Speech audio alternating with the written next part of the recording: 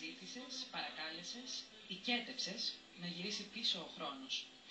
Να γυρίσει για να πάρεις πίσω μια στιγμή. Μια στιγμή που σ' άλλαξε για πάντα. Εσένα, τη ζωή σου, τη ζωή των άλλων, τα όνειρα, τις σκέψεις και τις προτεραιότητες. Μια στιγμή που σε όρισε ως άλλο πρόσωπο. Σε μετέτρεψε σε κάποιον που δεν γνώριζες πριν. Πόσες φορές. Και αν πράγματι μπορούσες να το κάνεις, τι θα άλλαζες? Τη δική σου στιγμή ή της Χρυσαλίας?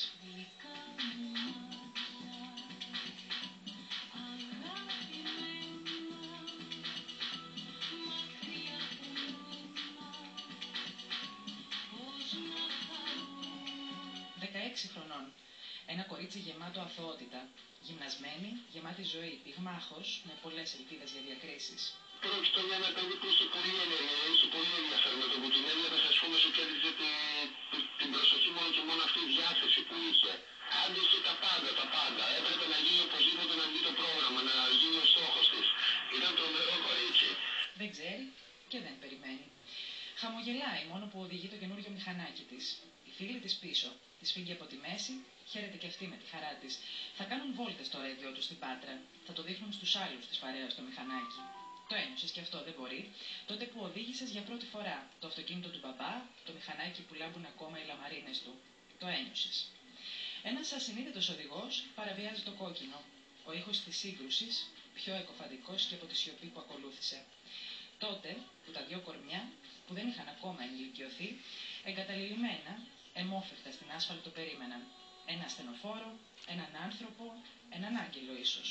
Πάντως περίμεναν. Με πήρε ο γιος μου τηλέφωνο και μου είπε ότι μαμά, μάλλον η Χρυσαλία έπεσε με το μηχανάκι. Πήρα τηλέφωνο στο Ρίο, στο νοσοκομείο, και ρώτησα αν είχε χτυπήσει κάποιο κοριτσάκι με ένα μηχανάκι κτλ. Ποια είστε, μου λέει, αν συμβαίνει κάτι τέτοιο, είναι η μητέρα της. Και μου λέει, ελάτε στο Ρίο. Από τις 6 Αυγούστου μέχρι τώρα μας πλώνει μέρα νύχτα. Όταν έχω εσένα, κοιμάμαι σαν παιδί, έχω έναν άνθρωπο. Τυχερή η φίλη της, πιο άτυχη η Χρυσαλία, με βαριές κρανιοκεφαλικές κακώσεις και πολλαπλά τραύματα. Κλινικά νεκρή είπαν οι γιατροί στη μάνα, που και να κλάψει ακόμα δυσκολευότανε. Δυσκολευότανε κυρίως να πιστέψει πως η στιγμή δεν μπορούσε να γυρίσει πίσω. Ήτανε μέσα σε ένα χρυσό χαρτί τυλιγμένο το παιδί, το πρόσωπο ήταν γεμάτο αίμα και το μόνο που γνώρισε ήταν το μέτωπό της. Δεν είχε χτυπήσει το πρόσωπο πάρα πολύ, είχε χτυπήσει δίπλα στο κεφάλι, στο μενίκι της δίπλα, αλλά πήγε χωρίς φυγμούς, χωρίς αίμα, χωρίς τίποτα. Ήταν θαύμα μάτια μου που υπάρχει Χρυσαλία με αυτή τη στιγμή.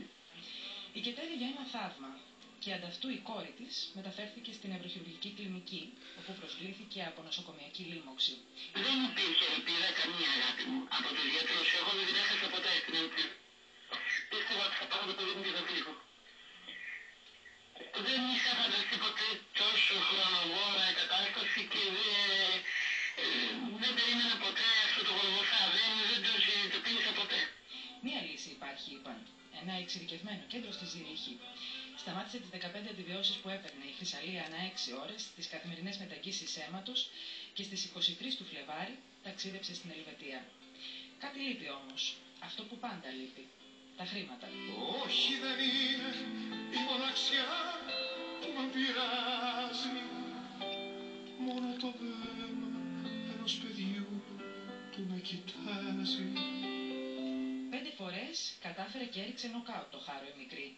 Όχι μία, όχι δύο, 5 φορές. 5 φορές άκουσε η μάνα αυτό το κλινικά νεκρή. 5 φορές την είδε να χαμογελάει ξανά. Απλά παρακάλεγα το Θεό και την Παναγία να μου δώσει το παιδί μου πίσω. Τίποτα άλλο. Μόνο αυτό βέβαια. Ποτέ δεν μου είπα γιατί. Ήρθε ο Θεός και γυναίξει. Απλά δεν τη χάρισε πάλι. Τα νοσήλια όμως στην ελβετική κλινική με τους πλέον έμπειρους γιατρούς αγγίζουν τα 850 ευρώ ημερησίως.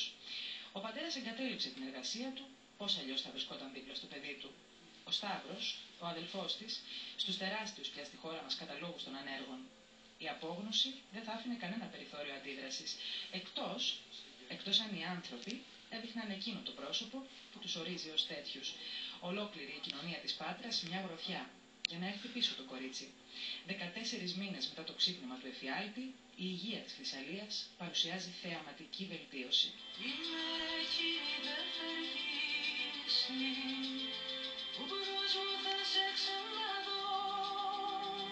Έκπληκτοι οι γιατροί βλέπουν πλέον τη μαθήτρια της πρώτης λυκείου να παίρνει άριστα σε όλα τα νευρολογικά τεστ αυτή τη φορά και να διαπρέπει βέβαια στα μαθηματικά και στα αγγλικά που διδάσκεται εντός της ελβετικής μονάδας. Όσο καιρό και να πάρει, εμείς θα είμαστε εδώ όταν γυρίσει να τη βοηθήσουμε, να τη στηρίξουμε και να ξέρω ότι την αγαπάμε πάρα πολύ. Μπορεί και περπατάει υποβασταζόμενη, αλλά όλοι ανησυχούσαν ότι δεν είχε κλάψει καθόλου.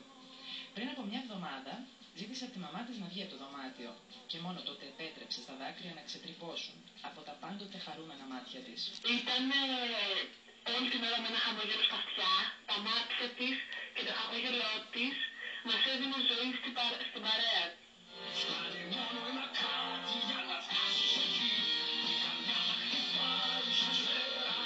Ιστορίες ανθρώπων φτιαγμένες από τερτύπια της στιγμής. Και αν μπορούσες να την αλλάξεις, με το χέρι στην καρδιά, ποια στιγμή θα έσβηνες, ποια ιστορία θα άλλαζες.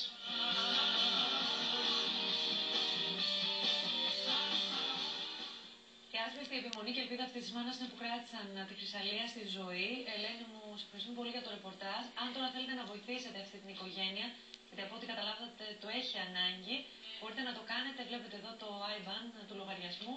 Σημειώστε το ή να επικοινωνήσετε με τα τηλέφωνα της εκπομπής μας να σας το δώσουμε. Γιατί αξίζει τον κόπο.